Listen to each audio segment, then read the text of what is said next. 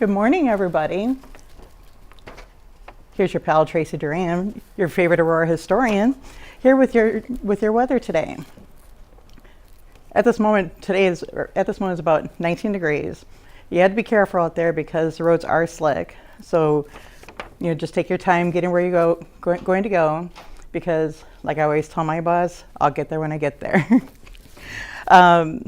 There is going to be some dry, fluffy snow today, and so just make sure you're prepared. The travel will be slippery, so it might impact the commute. But the snow will be through 8 a.m. today, so it should be getting done soon. And also, always make sure you check your road conditions. And there you go. So, I'm sorry. I am not prepared, but I love everybody. And at least we're not doing, everybody knows I love history. At least we're not doing any historic record breaking today with weather. No historic cold, no historic snow or anything like that. So everything is good. So as your weather girl for Good Morning Aurora, and we're on to Good Morning Aurora. And thank you.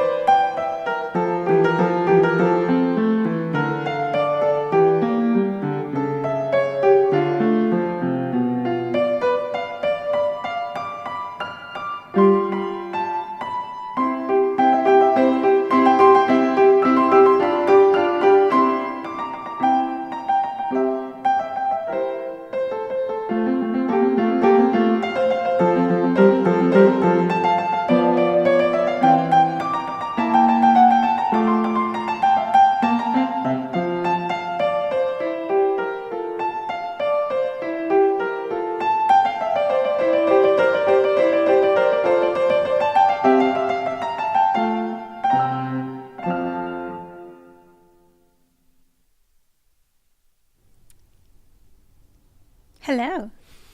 Good morning, Aurora. Good morning, Aurora. Good morning, Aurora. The time is 8 a.m. and you are listening to and watching Good Morning, Aurora, the second largest city's first daily news podcast.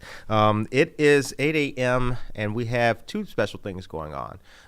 The first was the weather. You guys saw Tracy Duran doing the weather. Tracy Duran won one of our contests before Christmas. I think it was before Christmas. So we just paid up today and had her on the weather.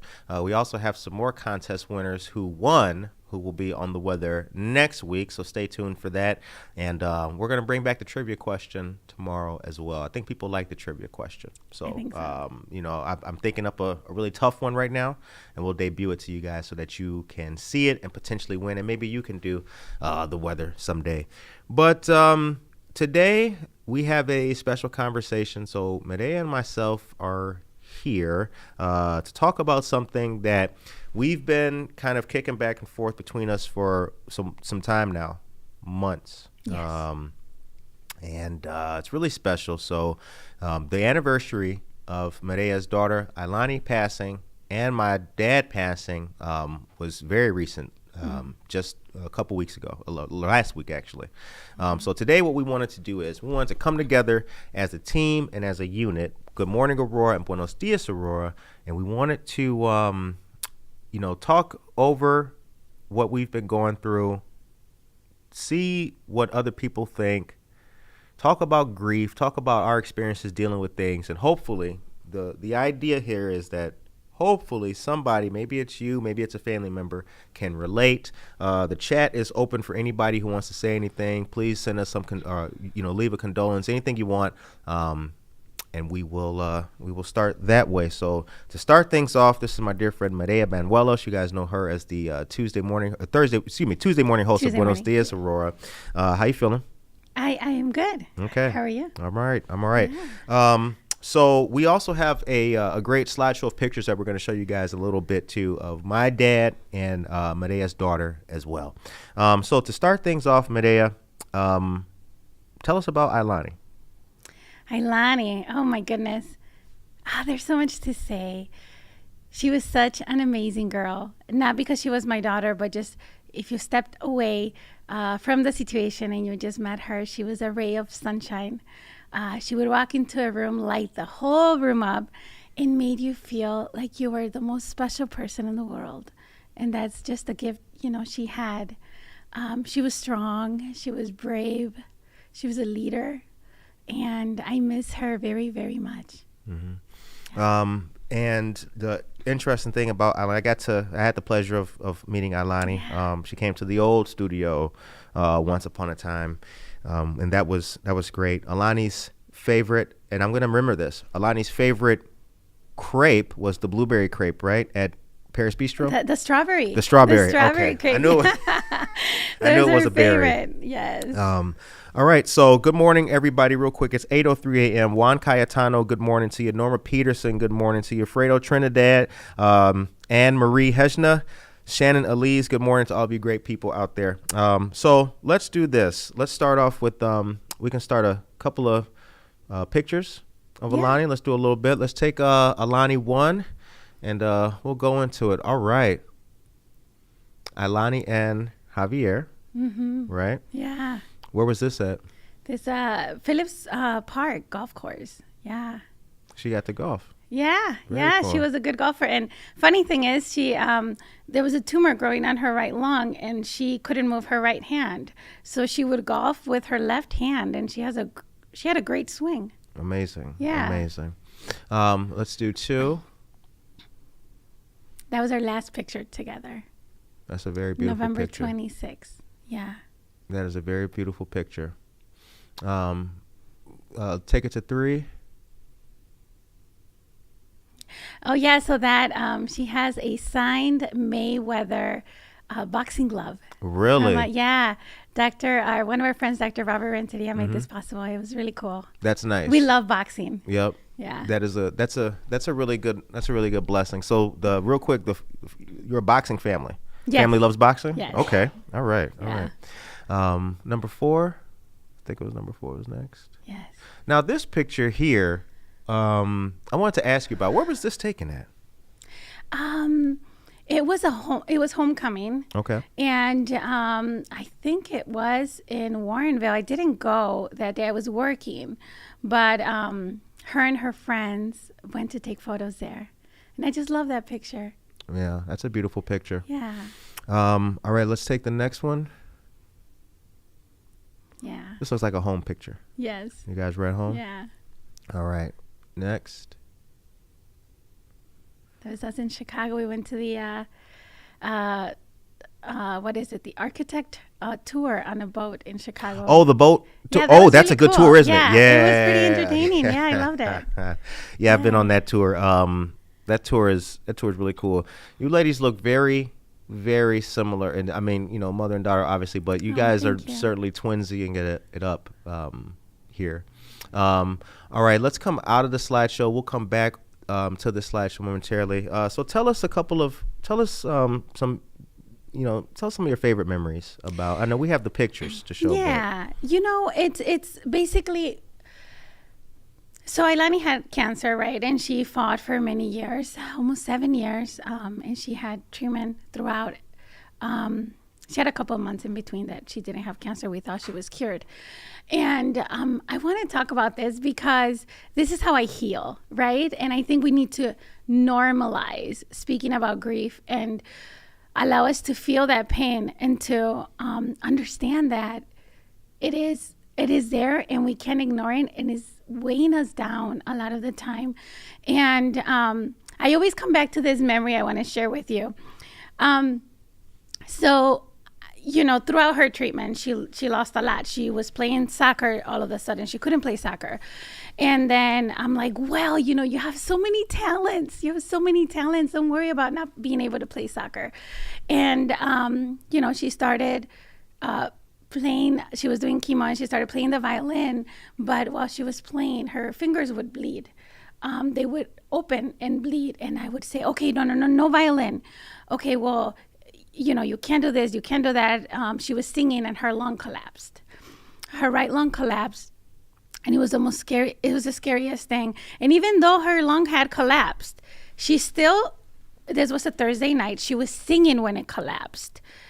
And the next morning, she told my husband, I need to go to the hospital. I'm not okay. She could hardly speak anymore, but she refused to go to the hospital the day before. And she's in ICU, she's, they're putting these tubes in her lungs. And for her to be able to breathe, it was 100% collapsed. And so basically everything was being carried by the left lung. And somebody came to visit her, a very special person. And she said, hey, what can I do for you? How can I help you? And she said,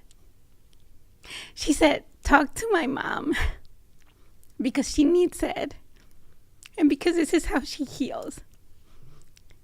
And here I am today, and I want to talk about grief. Sorry. I am not sorry, actually. But, I want to talk about grief because we need to be able to discuss it, and it's there, right? And one of the things that I think we would feed off of each other, me and her, was the fact that we always had that hope that tomorrow was going to be a better day, and we believed it 100% of our soul and our being. We believed tomorrow was going to get better, right? But I am doing this because I think that if you face your fears and if you face them, they can't beat you, right? She had this theory where in your worst days, you had to look your best. And she said, Mom, on your worst days, you have to look your best. And then you come up to the challenge and you look at it in its eyes.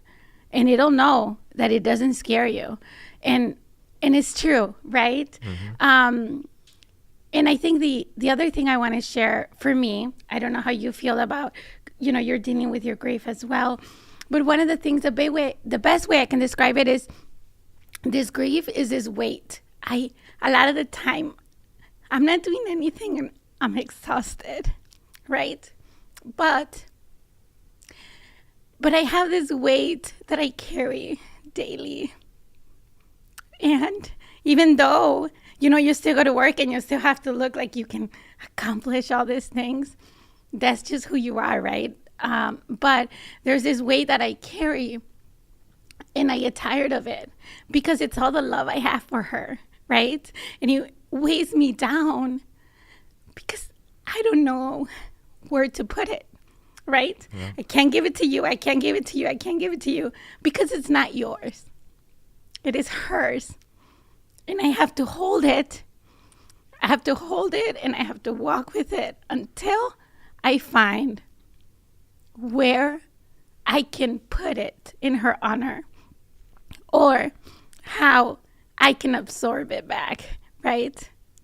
We love our children and we don't want anything bad to happen to them ever. Unfortunately, we don't have that kind of power.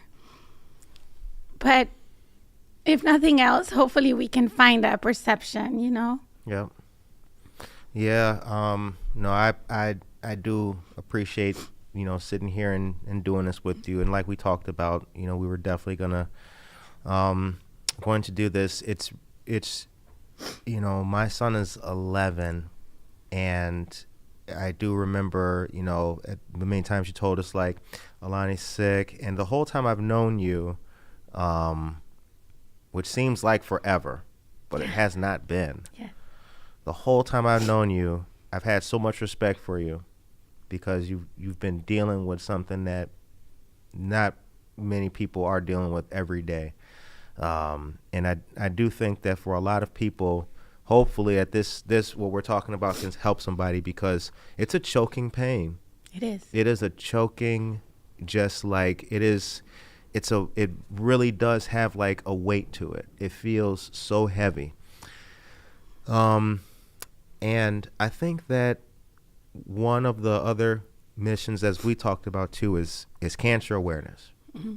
You know, so that's why Good Morning Aurora shares, and Buenos Dias Aurora, that's why the shows share cancer awareness stuff. That's why we share everything that Rush Copley has going on. We share as much as we can to, you know, inform people and enlighten people. So thank you so much for sharing. Can you tell us, you know, what day to day has been like? You know, we know about the weight and working and everything. How do you work, be a mom, and still deal? Well, you know, in the back of my head, I'm always thinking about memories, and even though I'm doing regular, ordinary things, I'm always thinking about her. Always, always, always, always. And I think we're all different, right? This is what works for me. And I think nobody wants to see somebody sad, right? We don't want to see them sad because we don't know what to say. Right. And we don't know what to do. We don't know how to take that pain away from them. So you toughen up and you take a deep breath, and then you tell yourself, today is not the day to fall apart. We'll see tomorrow. We'll check in tomorrow and see. And that works for moments at a time. Yeah, it does. You know, but it keeps you going, you know, and I have my son and I have my husband, and it's just reinventing yourself because your life has changed. Yep. Right? Yep. And a sliver of sunshine that I do think is important in this conversation is that your son and I have the same name. Yeah. Xavier. Yes, our sons are Xavier's. So, you know, it's meant to be. We're supposed to be friends. It is meant to be. And I feel like in a small way that helps. Yeah. I do. I feel like in a small way that helps. When Maria and I were talking about doing this, my thought process, I immediately said yes, we want to honor our loved ones. But I remember, like, after I hung the phone up, I was like, I didn't give that a lot of thought. I didn't give a lot of thought to, like, what it would actually be like to sit and talk about it with other people who aren't family members, you know? But then I thought, and I'm proud, and I know that your husband is proud, and Ailani was proud, but this is the best way we can honor our loved ones. Yes. By amplifying Yes. their lives and their message. So the time is 8:15 a.m. Thank you very, very much to everybody who was watching this. We appreciate it very much. If you have a loved one, we'll say some words for you. If you want to put your loved one in the chat, we can share. If you feel like sharing with us, we'll say a couple of kind words for your loved one as well. Mayra Vasquez, good morning to you. Luz Elna Brambrella Guerrero, good morning. Karina Suarez Darden, Emily Perez, and Josue Pais, good morning to all of you guys. So let's talk about Ailani some more and some beautiful pics. Yeah. All right. So I think we got maybe 5 was next. Thank you, Alex. Yes. All right. What's going on here besides That's a very nice hat? our 11-year wedding anniversary. Very Just nice. Had a party. Yeah. Nice family. Yeah. That is a beautiful picture of you guys. That's a beautiful picture. Thank you. You know, before we go, was it difficult picking the pictures? Was it difficult? No. For me, it was. But we can let's go to the next one, Alex, please. All right. Yeah. What was going on in this picture? She had a great. Just smiling. Yeah, she loves. Smiling. She loved her enjoying dresses. life. Yes. Yes, that was a quinceañera we went to. All right. I think number 8 might be next. Yeah, that was her birthday. How old was she in this In our picture? What house. birthday is this? And you can see her piano in the background. She was, I think, 16. Very nice. Yeah. Who made the cake? We bought it. Okay. Oh, no, that's a Portillo's cake. Yeah, we bought it. Portillo's has good cake. Yes, we do.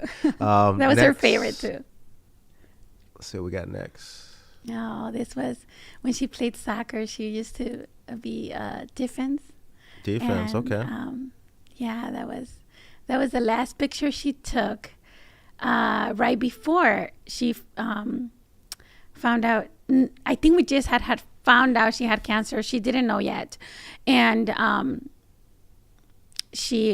was the last picture she took before she started chemo. How long did she play soccer for? She played for a few years, maybe 5 years. Okay. Yeah. All right, next slide. Paris Bistro, good morning. Mario Lopez, good morning, and God bless you, dear friend. We appreciate that. Nori Sanchez says good morning to you, and she loves you, Medea. Thank you. Thank you, Nori Sanchez. And that's Northwestern University. We went to check it out last summer. Is that the harbor in the background? Yeah, Yeah, they do sailing. They too. do. They have a sailing club. They do. Yeah. Yeah, you know, our brother likes to sail. I've only done it once, but I've never done it. It was a great experience. Yeah. Gosh, it was so much fun. Now, I see something here that I do want to plant That's a my flag in our sister. conversation. Yeah. That's your sister? Sister-in-law. Sister-in-law? Yeah. Okay. You and Ailani with the shades. It's always a shades thing, huh? Yeah. It's always like... Always the shades. All right, next slide, please. Oh, that was Xavier's birthday. How old was Xavier in this Xavier picture? was a year old. Wow. That's amazing. She always spoiled him, and they loved each other very much. Yeah. All right. Next slide. And that was her golden birthday. Very nice. Now, where was this at? Harvard, Illinois. Harvard, Illinois. Yes, Okay. yes. What was the venue? It's actually a castle. There's a castle in Harvard, Illinois. Really? Yeah, and it was a dream come true for her. So it was part of this organization called Bear's Necessity, Bear Necessities, and they actually made this happen for her. Okay. She was already during treatment. All right.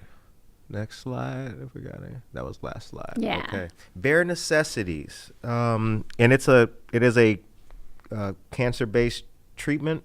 No, it's It's a like cancer- a foundation, and basically what they do is they raise funds and they give children a wish, right? So you submit the information, what you would like to do. Some people do like shopping sprees and stuff, but Ailani always wanted to share whatever she had, and when she had a dream like this, for example, she wanted to bring her friends together and all share this experience. So I think we took 11 or 12 girls, and then they took us over there. It was really nice. It was girls only.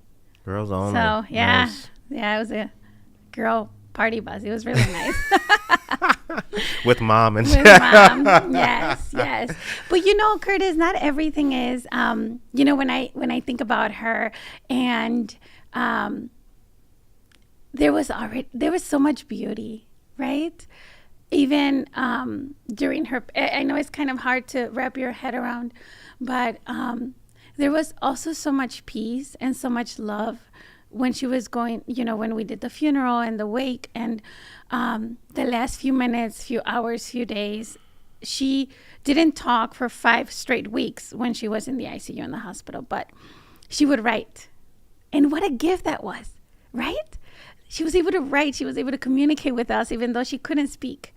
And for that, I am very grateful. And again, there was so much beauty and so much love, and I didn't realize how many people truly loved her. There was a lot of people I had never even met, and you know, they followed her story, and they would get bits and pieces of her story, and they would say they find perception, right? And it was one of those things that she would say, there's no bad lives. There are different situations, different problems, different issues, but there is no bad lives, right? All lives are important and are beautiful. And every single element we could control, we were able to control. And again, that is such a gift. And the biggest gift of all was to be able to, this is going to sound kind of crazy, but I had her when she was little, and she was sick when she was little, and I could be there next to her, and I can hold her hand, and I could maybe not tell her everything was going to be okay, but I could tell her, I am going to be with you all the time. Me and Dad are going to be here with you, and we're going to hold your hand, and you're going to do all the hard work, but you won't be left alone. And I think if she would have been an adult, maybe if she would have had children, I wouldn't have had the gift of spending, that time with her. And she also wanted to be a physician, so she would take AP classes since freshman year. She would apply for scholarships at freshman year, and I was like, girl, she would do these essays and submit them. And she's like, oh, it's so sad I didn't get them. And I thought, well, that's because you're a freshman.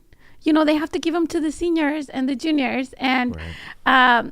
But she was a hard worker. And again, that was something she could control. So she loved school. She always went to school, even when she was in treatment. And that was the way for her to feel normal, like a normal kid, Right.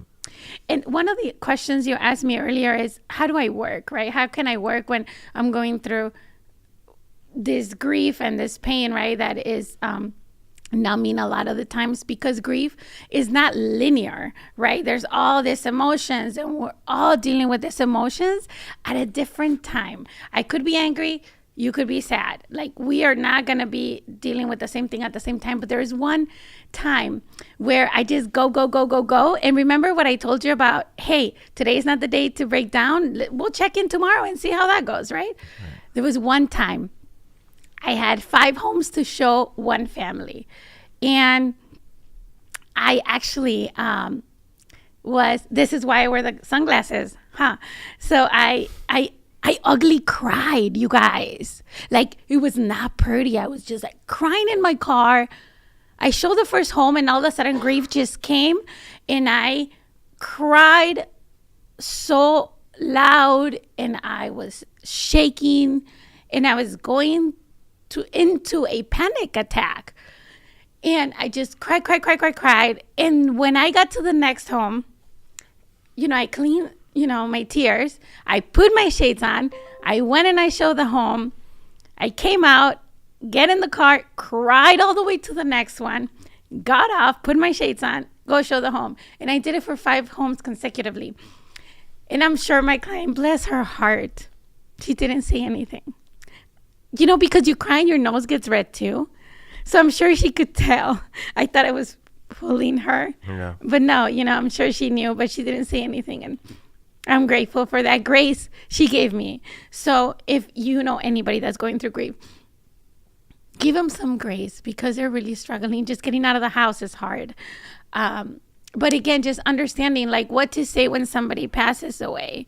That's one of the things too. It's okay to say, I don't know what to say. Right. This really sucks, because it's not normal for you to lose someone so close to you, and it's painful, and it's okay, because there was a lot of love, and that hurts because you no longer have that. So allow yourself to feel that pain. Cry as much as you need to, and then take a deep breath, and then go on. And if you cannot find, if you just don't want to do a day, right? You just can't do it. You don't want to. I try sometimes to live for her, and I have, her favorite drink, and I'll have whatever she likes, and I do things that she would have liked. So, that's how I find strength. Thank you for sharing that. Yeah. Thank you for sharing that. Because it definitely, when you were going through what you were going through, and working with you and seeing you every day, or almost every day, many mm-hmm. times a week and everything, like, I did go home and think about you. I was like, man, that has got to be, very tough. So I do, I do appreciate you, and it's the spirit of Ailani and, my dad that is putting this together. So, Yes. the goal is to take what hurts and help other people not hurt, Yes. hopefully. Mm-hmm. 8:27 is the time, you guys. I just want to say a couple of nice things. So Paul Dominguez, thank you for tuning in. Life is not owned, it's only borrowed. Megan Vozzolo, Ailani's legacy will live on forever. Such an incredible family. Thank you very much for that, Megan. Mariana Martinez, good morning. Cindy Hugs, thank you for sharing. Appreciate that, Mariana. Amy Dermott, good morning. Dear Amy, good friend. Good morning. Thank you for sharing your beautiful memories. Paris Bistro says they love you, Maria. And Maria Saltagieri, dear friend, thank you both for introducing them to us. This here is the best way to honor their memory. Sharing a memory, keeping the spirit of their essence alive. I truly feel they hear and love us so much for doing so. And Judge Kim Di Giovanni, good morning to you. So the time is 8:28. We are going to go to a commercial. We're going to take a brief commercial, and then we come out. We're going to talk about my dad, and then we will we'll keep going. We'll just keep going.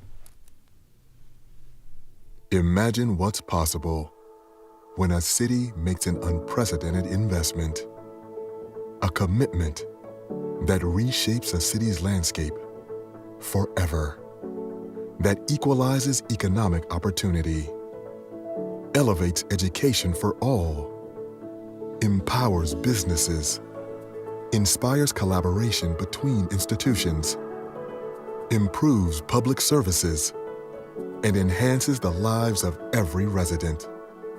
Now, imagine that city is ours.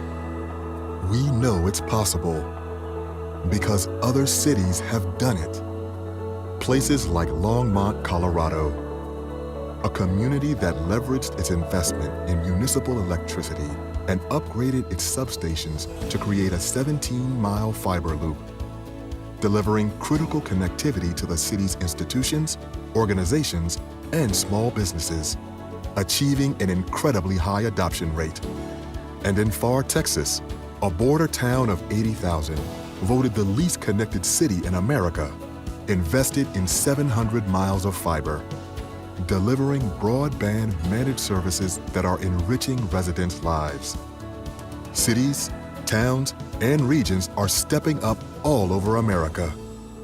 There is no question that Aurora can and deserves to be America's next great smart city.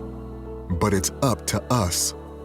We have a responsibility we can't ignore to see everyone living in our city, regardless of economic status, having broadband services that are simple, efficient, safe, and powerful.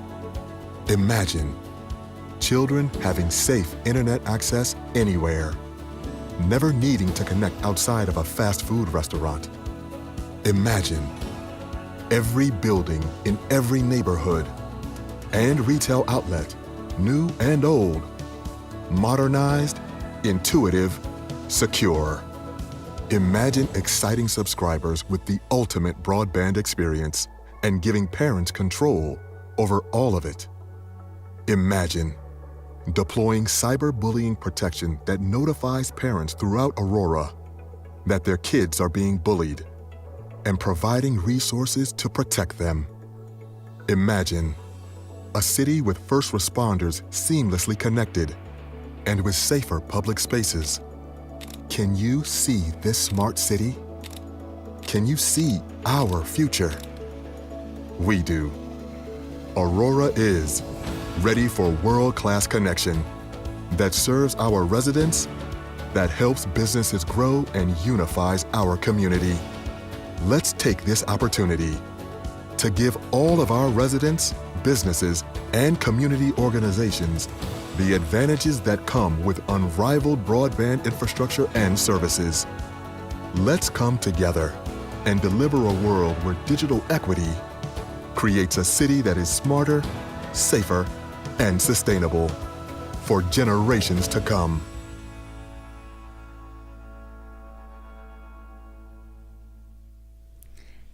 are back with Good Morning, Aurora. Thank you for watching this episode. It means a lot for us to be able to share the stories of our loved ones with you guys. And we're going to talk about Rudy. Mm-hmm. Who was Rudy? Well, Rudy was my dad. His name was Rufus. Okay.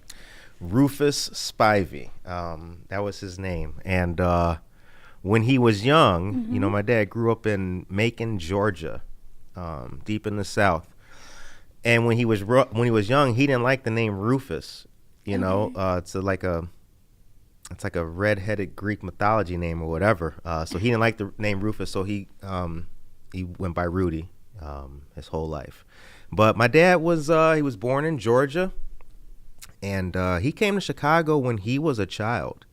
He came to Chicago, if I'm not mistaken, when he was like 10 or 11 or something. And to show you the kind of world that used to be, I mean, his uncle put him on a train by himself and just sent him to Chicago. And he landed in Chicago By himself. How old by was himself. Oh, he was like 10 or 11. He's like my son's age. And he lived on the west side, grew up on the west side of Chicago. And then he was a wrestler in high school. He was also an iron worker, which was the job. He retired as an iron worker. He only had one job his whole life. And I remember, when you're young, you're working here, you got a job here, now you're over here. And I remember my dad telling me, like, you got more jobs than a Jamaican. He was like, you get one job. He's like, I've had one job my whole life. I can hear him I can just hear him now. But no, my dad was great. My dad is who I learned, pretty much everything from. Unfortunately, my parents divorced when I was young too. So there's an element that kind of fuels my part of the conversation too. Like, I think there's an element in togetherness of a family. That's one aspect. But if you have divorced parents or something like that, then the aspect of the family unit doesn't leave. It's just now there's just like different shades, like technicality, and stuff like that. So, unfortunately, our relationship got a little bit strained when I was young. I started being like, just a knucklehead and kind of rebelling. But in the pictures, when we do show them, there's some great memories. And I have to say, like, I had a hard time picking the pictures for today. I know. I really did. I had a hard time. But my dad was found unresponsive and pronounced dead in his home. He died at home. And there's a few, in the time I've been doing this show, I've met a few people who've lost loved ones.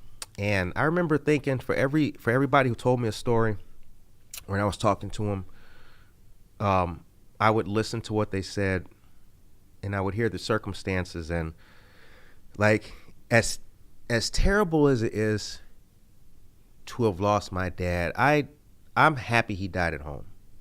There is a small, like, solace and a comfort behind that, and it really, like, that makes me happy. But unfortunately, like I said, my dad was found unresponsive, pronounced dead at home. He had been dead for some time, unfortunately. So the coroner found him, and he was in a not a good state. But my dad lived in the same house that I grew up in Harvey, Illinois. And let me kind of pause real quick. Let me tell you what I am happy for, and this is the big grief thing here. I was at work when I got the call that my dad was dead.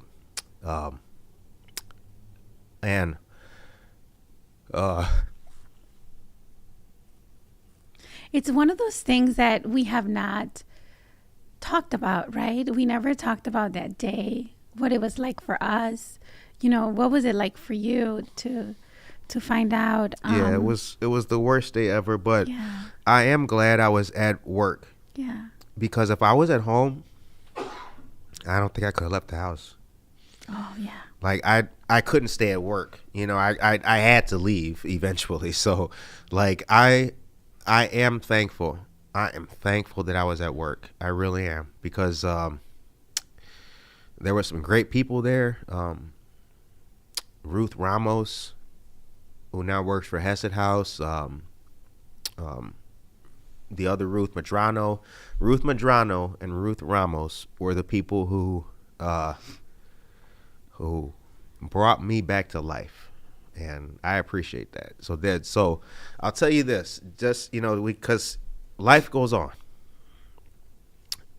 What I am thankful for is that I was at work and I wasn't somewhere like at home where I could just retreat into nothingness. And I'm glad that Ruth Ramos and Ruth Madrano were there for me that day. Because I look back and I'm like, I don't know how I even like survived that. You know what I'm saying? Yes. There's like missing pieces of your memory, isn't it? Like you just can't recall. Like, Yeah. do you remember driving?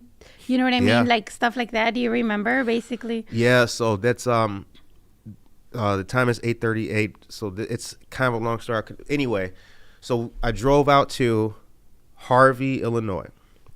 Ruth drove me to Harvey, Illinois, which for those who don't know, it's the border of Yeah. Indiana. Yes. It's like, you know, I've shown homes over there. Yeah. Yes, it far it's not south close. side, the far south side. Yes. But you know, it was interesting. It was interesting because when I was young, I tried hard to leave Harvey, Illinois. I remember being young and looking just around and knowing that like I was better than this. You know what I'm saying? Harvey, you know, it unfortunately it got a little rough. You know, it was a nice neighborhood, nice place when my parents bought the house over there. But anyway, I remember being young, like I'm gonna get out of here, and I did. But now I was coming back, and my dad was dead. Yeah. You know, and it was like just like that, like life came crashing down. So when we talk about like grief and what it takes, like it's different for everybody. Everybody. There is no blueprint. There is no frequently asked questions. There is no, in case of emergency, break glass. There is none of that. And it doesn't get better with time either. No. It's like, it seems like it gets worse. Yes. Like, and it isn't gets that worse. unreal? It's like, yeah. Because it's, people tell you with time. yeah. It'll get better with time, but I feel like No, it every day doesn't. is harder, but we're also closer. Isn't that weird? Yep. Every day is, you're farther away, but yet you're closer. Yep.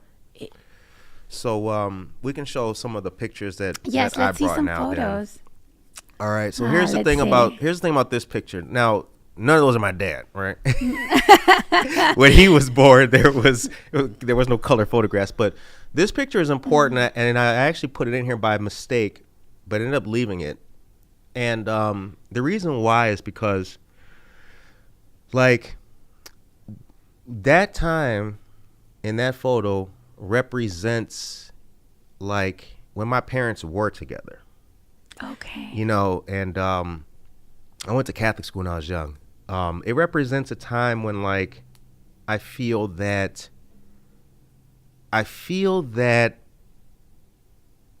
I miss that time. Yeah. I do. I miss that time.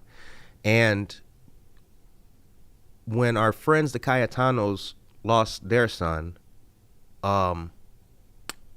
you know, I went to church. Yeah. I went to the service.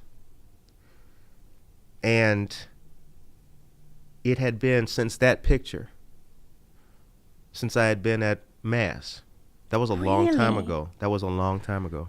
Oh, wow. That was a long time ago. So I left that picture in there because the continuity of spirit, the continuity of life. I thought it was important, but we can move on now. All right. So my dad is, he is number 3 from the left. So if you're looking at the far left, that's my Uncle Calvin. Number 2 is my Uncle Bobby. Number 3 is my dad right there, the shortest. And number 4 is my Uncle Ronnie. My Uncle Ronnie, he passed away, unfortunately, as well. So they're brothers. And this was, and again, life perspective, right? When my Uncle Ronnie died, that was the first time I saw all of them crying. Yeah. And to see those grown men cry, but it was their brother, you know, and it was just very tough. My Uncle Ronnie got a hero's send-off, though, from many police departments out. I mean, they came as far away as Iowa to pay their respects. But yeah, that's my dad. That's my dad right there, number 3. Look at that. And that's your dad. Yeah. And you? Yeah, that's me. Oh. So this one here is a good one. A couple things are happening in this picture. This picture is real special. So my dad was my biggest champion when I joined the Navy too. Biggest champion. My dad was my biggest champ. This picture was taken the week I came back to Illinois from Harvey. the service. Absolutely. Yeah, not from Harvey, from San Diego, California. That was the week. I had hair then. I had hair. That was the week. And I'll tell you something. I don't know if anybody remembers things called disposable cameras. Yes. There used to be cameras where you had to take a picture and then wait to get it processed. That was the last picture on that camera. Wow. How special. Very special. Yeah. Yep. Those memories are great. All right. Now this one here, another one of my favorites. So my dad looked good in anything. He looked great dressed up. He looked good in anything. But he was a weightlifter. My dad was like I said, he was a wrestler in high school. He was a bodybuilder. Yeah. He looks fit. Yeah, he was always fit, a runner. And, but what he has on here is like how I remember him. So the shirt says Muscle Beach. It's like, some jock Muscle Beach XXL, the gun department, He's got that. He's got his shades on, and he was never anywhere without his shades. Never. He was never anywhere without his shades. This is a backyard party that we're having in my Auntie Diane's house, and just a good time, man. Just an absolute time. That smile, and that's just everything, man. It was just, he was it, man. He was. That's a great memory. He was, yeah. I took, again, disposable camera. So I took that picture sitting down. He was walking up saying something, and I was like, I'm going to just snap that. Yeah. Okay. These are playing. All right, now watch this. This is a 2-part. Okay. Because I wanted to, listen, I wanted to, for anybody listening, what I do know, one thing that does help is the things that make you smile. Yes. It helps. It doesn't, it gets easier with time. No, it don't. But I tell you what does help, the things that make you smile. This is a 2-part picture that you're going to see right here. So you could see they're playing double dutch. Okay. Now, anybody who's ever jumped rope or played double dutch knows you need coordination with that. Now, my dad, you can see him right there. He's about to try his luck. He's about to jump in. Now, take it to the next one, Alex, please. That is the disaster of him messing up the double dutch. But it was, again, I thought it was, to me, these are important because they just show who a dad and an uncle is, all in one picture. A dad, a brother, and an uncle, all in one picture. Beautiful. Yep, one of my favorite memories. Okay. So That's this baby picture, Curtis? that's me. Yeah, that's baby Curtis. Yep. With way more hair than I've had. Man, I can't remember all that hair. But that's me. That's my mom, and then that's my dad right there. Your This mom pic- is beautiful too. Thank you very much. This picture is so my dad had all kinds of millions of photo albums on top of photo albums.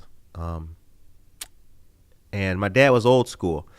I showed him I was like, yo, Dad, you gotta like scan some of these pictures and put them on your digital.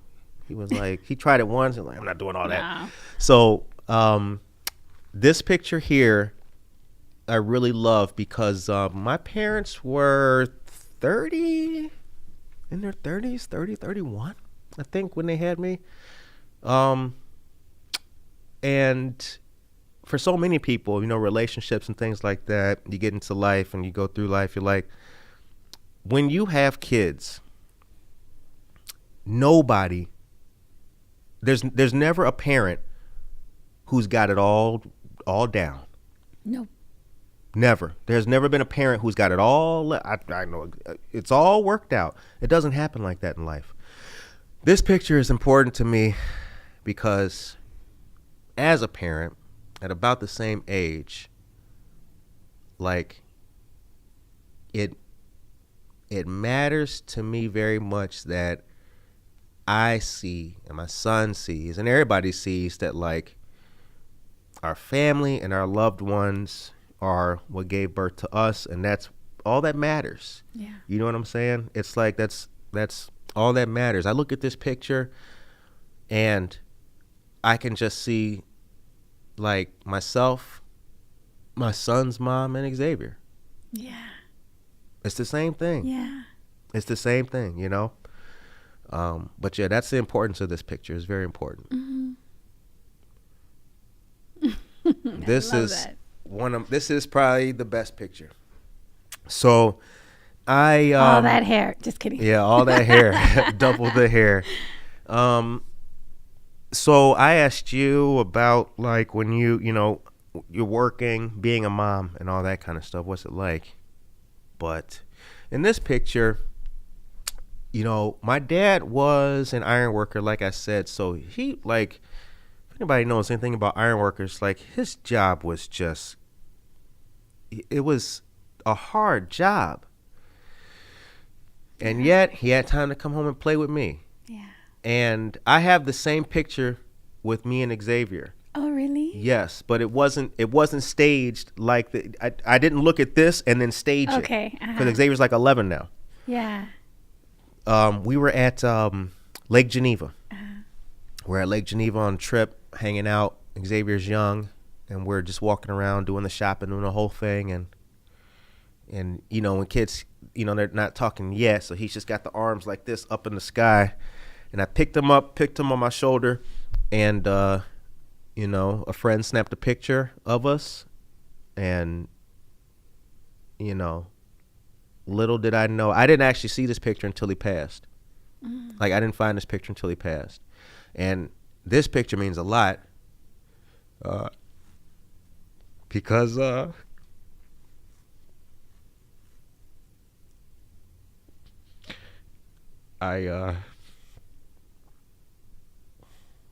I found this picture. I found this picture in his bedroom. This picture was in his bedroom, and it was in like his top sock drawer, like socks, watches, rings, and this picture. So yeah, that's how that one made the cut. He kept it close to his heart. He did. He Yeah. did. He died in the same room with that picture. So, yeah, that's one of my favorite pictures. This picture here is, so that was after his funeral. With your family. Yep. That was after his funeral. Look at all the love. Everybody there together. Yep. That was after his funeral. And that's all my aunties, cousins, everybody, man. everybody that we could fit in the basement in that one shot at that moment. Yeah, that was an awesome picture. That was an awesome. It was, while it was the worst day ever, and I don't wish that on anybody. I do think, well, that's kind of what fueled this. Like we talked about. Like my dad was in the chat. I remember your dad in the chat. My dad was in the chat. He got to see Good Morning Aurora. Yes. He got to see it.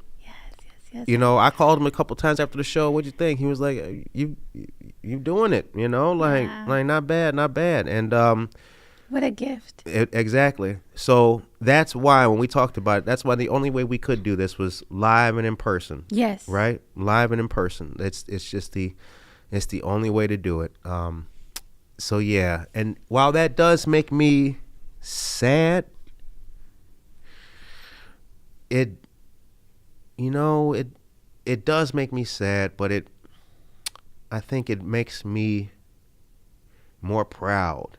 That the sadness is there, but I feel like the pride overrides that. Yes. You know what I'm saying? So that does feel good. That does feel real good. He sounds like a great father. Yeah, he was the man. He was a fantastic father. And I think that, it's just so many things. I mean, it's real deep. We don't have enough time for it now, but like, it's just, when I think back about all of the things, all of the times, the places and the moments, it was a great life and a great experience. You know what I'm saying? It's like, I really do. Like, I appreciate it. I do. I appreciate it. I feel like, I don't know, the world definitely was a colder place after I found out my dad passed. Yes. But you learn so much in the process, don't you? Yeah, absolutely. Yeah. But I've changed a lot since then, and I feel, especially with this year, as we talked about, like this year, the focus of Good Morning Aurora is on those things that my dad, because we would talk about it. One thing that my dad did not like seeing, he did not like to see people doing the least. He didn't like to see people misrepresenting, especially young black men. He did not like to see, he liked the content of the show because he felt always that, like, if you're going to represent, he was like, if you're going to represent yourself, if you're going to put something out there, if you're going to be seen or be heard, it needs to be something that helps people, not gossip and BS and all that. Yes. So when we would talk about the show, he really liked it. He really did. And he was in the chat. And, that hurts a lot. Like, I think that's probably the thing that makes me, like, instantly cry is that. But yet, it also fuels your spirit. It does. It's weird. It does. That's what it is. That's what it is. And, yeah, so that's what it is, man. It is 8:55, my friends. Thank you for watching Good Morning Aurora. We have a few friends on the chat. Sisters Party Decor, hello. Thank you for watching. Mario Blanquel, Sor Zapata. We have Amy Seahawk. She says her 11-year-old grandmother was also put on a train by herself in Europe. Thank you for sharing that, Amy. We have Jose Art. Good morning. Thanks for sharing. Jose Art, good morning. Yes. Josie Mendoza, she says both of her parents were under hospice care. And that's another thing I think we need to talk on the show about hospice care. I wish I would have known more. I know a lot more now than I didn't then.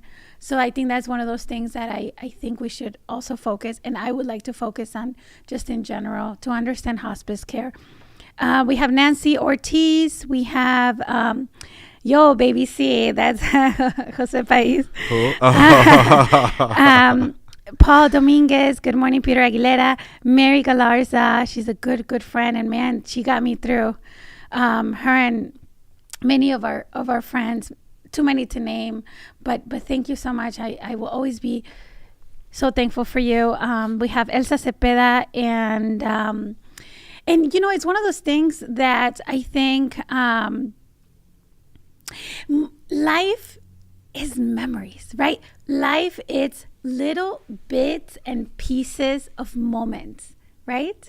We don't want a perfect life, because think about it. If we had a perfect life and if everything went our way, how would we know everything is going our way, right? We need those challenges in between to kind of understand and get that perspective that, hey, I'm doing good right now, or I'm not doing so good right now, so maybe I got to work a little bit harder. But it's those moments of time, and to be able to capture those. I don't really have pictures of me as a child. My family, we never really had money. We didn't have a camera, right? So I don't have too many. So I don't always take a lot of pictures either. I started now, but I think to be able to capture those moments and to find those gifts where you can capture those memories and you can go back to them, that is gold. Yeah. And one of the things, my mom passed away a year before Ailani did. I thought it was the end of the world, but I will tell you this, I would visit her a lot to the cemetery, and one day she said, stop going. You're going too much. It's not good for you. And she said, think about this. If grandma is finally free and she's in the air and she's in the birds and she's in the trees and she's in the breeze, why the heck would she be in the cemetery? I wouldn't. Right. So don't find her there. Find her in those moments, in that happiness, in those signs, in those birds. And I think it's beautiful. I think in a way she was preparing us, for that. And I hope that in your heart you find that peace and you find those memories and those signs. The one thing, because I know we're running out of time, it's 8:59. I would like to ask you, Curtis, what is something that your dad told you that you will forever remember? Oh man.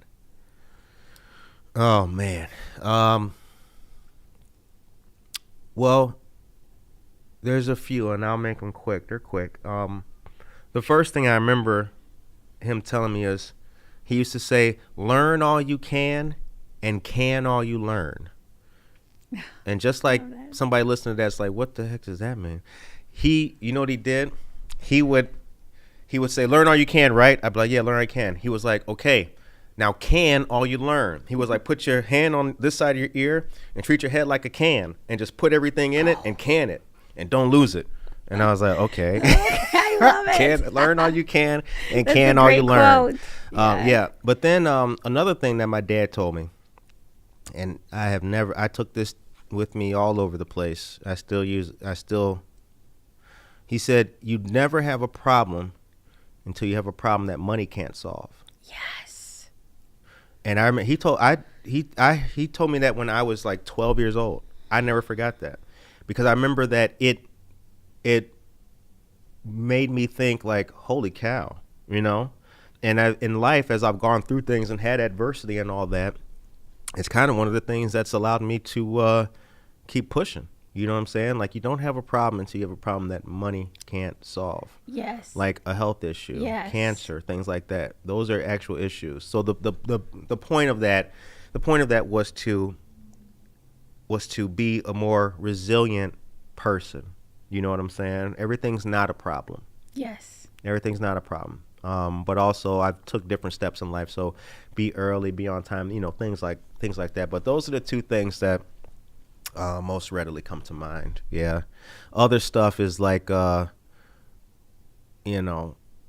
school country stuff that nobody would understand. I mean, old country things that he would say all the time. What would he say? I don't know. Just some country stuff, man. If I remember it, I'll make a post about it someday. Curtis, another quick question comes to mind, but I want to know, what scares you? Not much. I'll tell you this. This is funny. Okay. I'm going to share some. This is deep. You ready? Yes. All right. Check it out. My whole life, I was afraid of spiders. My whole life. I've been very afraid of spiders. When my dad passed, since my dad, the fear of spiders is just gone. I remember that, actually. You remember me telling you that? Yeah, I remember one time you saw a spider on the show. Yeah. And you had this panic look on your face. Cried. Yeah, seriously. Oh, in the old studio. Yeah. Yes. But yeah, I'm seriously now. Spiders. Yeah. So nothing scares me. I used to be a very scared, frightened kid in the early picture that you saw, but I kind of, life just kind of grew me out of that. But Yeah. I think spiders was it. Yeah. Spiders was really it. Because what scares me the most is dementia. To not be able to remember her, to remember who she was. So I have her Ailani Strong page, and I write letters to her as if she was going to read them. And at some point in time when I'm stronger, I will go back and I will review her story, because I think that's one of the things. If we forget about our loved ones, I think that's when the memory dies, that's when they really pass away, Mm-hmm. Yep. And then I just want to end on this note. It's 9:03. So we had a nice message from a dear friend and family. So, hi Curtis, this is Renata from the Cayetano family. Thanks for the support of my big brother Leo. Thanks. God bless you. Also, good morning. So Renata Cayetano was the sister, the youngest sister of Leo Cayetano, who's on our Facebook page at the top in the header. That picture will remain there for the rest of the month. But when Juan called me, when Leo Cayetano passed, Juan called me from the hospital crying. The only thing I could think of was just to go there. Yes. That was just really it, man. So I do appreciate it to the Cayetano family. But thank you guys very much for watching us today. It means a lot. And actually, I feel a lot better. Good.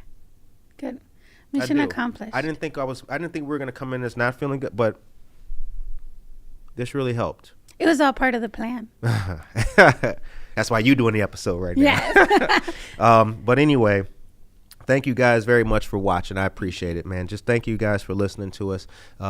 Good Morning Aurora this year is going to be focused, and Buenos Dias Aurora is going to be focused on three things really hardcore: family, wellness, and community health things. So you will see those three elements in the postings, in the events that we share, and the news that we share, hardcore and consistent, much more so this year. Again, the spirit of Ailani and Rudy is in this show every single day. If you are experiencing grief, if you've lost a loved one, our hearts go out to you and your family as well. Everybody who watches this show, Yes. whether you tune in all the time or if you tune in once a week, it's all to the good. We hope that you and your family are blessed too. Grief is difficult, but you're not alone. And if you need somebody to talk to, there's Fox Valley Hands of Hope. And if you want to know how to get connected with grief services in the community, send us an email at goodmorningaurora@gmail.com or a DM, and we'll put you in contact. Yes. Our love and our prayers are with you guys. And thank you for watching. Rise and shine. Pour yourself a cup of coffee and tune in to Good Morning Aurora. News, weather, and really cool interviews. Monday through Friday from 8 to 9 a.m.